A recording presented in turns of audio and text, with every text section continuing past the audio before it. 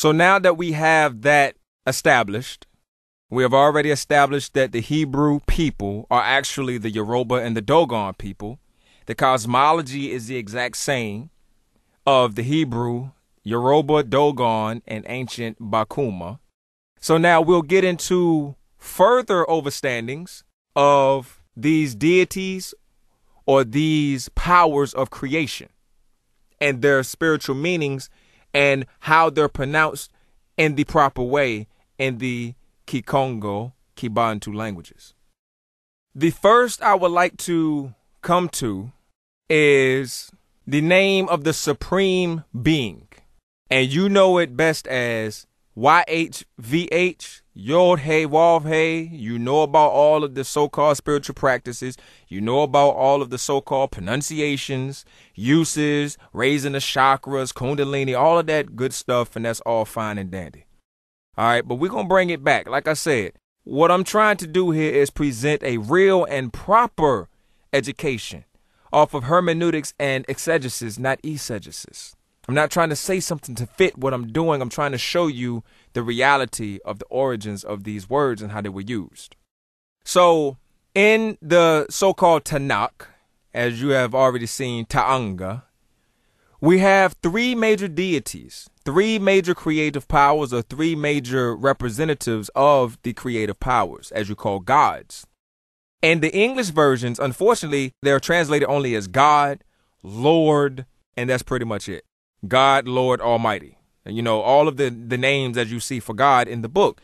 So sometimes you may see God in 5 different passages, but in the original language, it's 3 or 4 different translations or representations of the word God.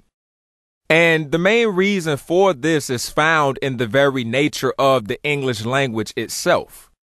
You see, the English language, we may take one word and use that word for a multiplicity of aspects of a specific concept.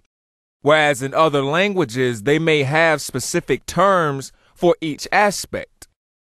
You know, an example of that would be in the Arabic language. The definition of the Creator or the Almighty, Allah, for instance, they said that Allah has 99 attributes and they have a word for each attribute. Al-Rahman, Al-Rahim, etc. And they said that Allah is the 100th attribute that makes all other 99 one. Whereas in the English language, the Europeans just use the word God or Lord or Almighty and whatnot. So the first one I'll talk about again is the ever so popular Yod Hey Wav Hey. And we pronounce this Yahweh.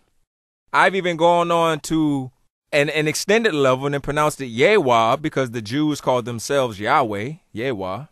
But we're going to get down into the proper pronunciation, concept, meaning, and usage of this word. This word in the infamous Exodus, Moses talking to Yod Hey Vav Hey, Yahweh so-called. We all know about the 3:14. Who shall I tell the people that sent me?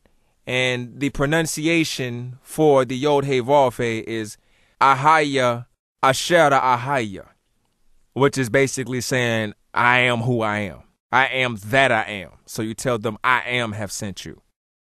So what is I am?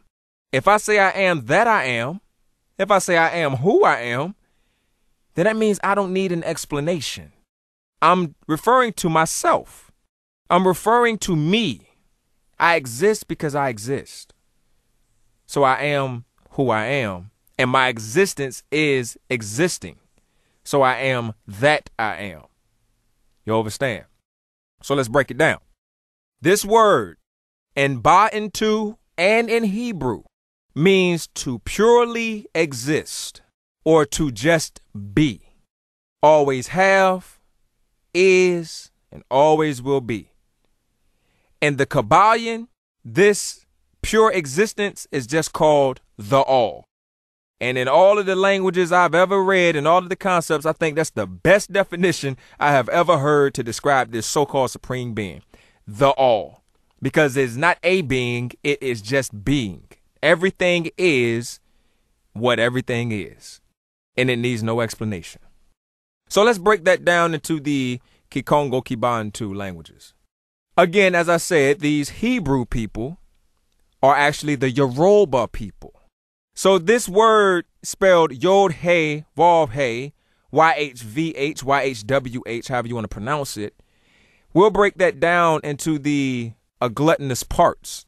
So in the Yoruba language, that Y would be pronounced Aye.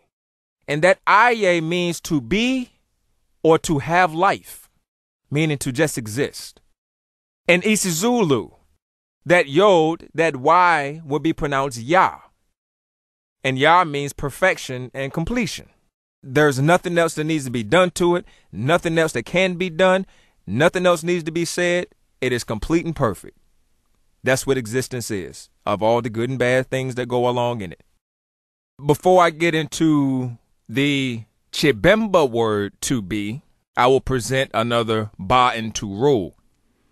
And this Ba-Ntu rule states that the letters B as in boy and the letter V as in violin are interchangeable. And you can see this on your QWERTY keyboards on your computers. This is why the B and the V are side by side. And also this B and V sound is sometimes pronounced with the W, wah. And this can be found in some of the names that we see in different dialects of different languages, such as the word Devorah, also being spelled Deborah. In the Ba-Ntu language itself, the word Ba-Ntu is sometimes seen as Vantu and also Wantu. And now a synchronous example of this is found in the very word that we're trying to deagglutinate. And this word would be pronounced sometimes Yehovah, Yehovah, and Yehovah. And so this would bring us to the language of the Bemba people and their word for to be or be, and it is pronounced Ba. Now, we look at another word, and it's actually this Yahweh, Yod-He, Vav-He, YHVH is actually two separate words. And those two words are, as I just said, Aye or Yah, the Y, the Yod. And then the second word is the HVH, HWH, Hey, Vav-He, however you pronounce it. Now, this word, Hey, Vav-He, is now the equivalent of Hey, Yod-He, sometimes pronounced Haya. And the word Haya comes from the older form of HWH, Hey, Vav-He, which is Hoa. Now, if we look at it, in Hebrew, the word Hoa is pronounced H-U-W-A, Hoa, and it means to become or to come into existence, just to be. Now, if we look at the Kiswahili language, the word Hoa, spelled exactly the same, H-U-W-A, means to exist in the past, present, and future. It's just an indefinite place and time. It can mean generally and things like that, but basically it's an indefinite place of time. So also in the word, in Kiswahili, we have the word Kuwa or Kowa, and that means to purely exist. And then also in Kiswahili, we have the word Wa, which just means to be or to come into being.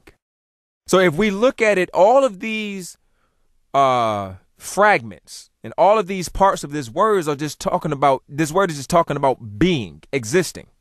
So this is why I said in the beginning to purely exist. And the pronunciation of this word would be Yahweh. This is where you get I am that I am who I am, meaning I am just me. It just is. No explanation needed further. Yahweh. Now, I'm not completely affluent on the Yoruba pronunciations as far as how to say them. I could translate them on paper pretty well, but I'm not fluent speaker of these languages. So I do my best.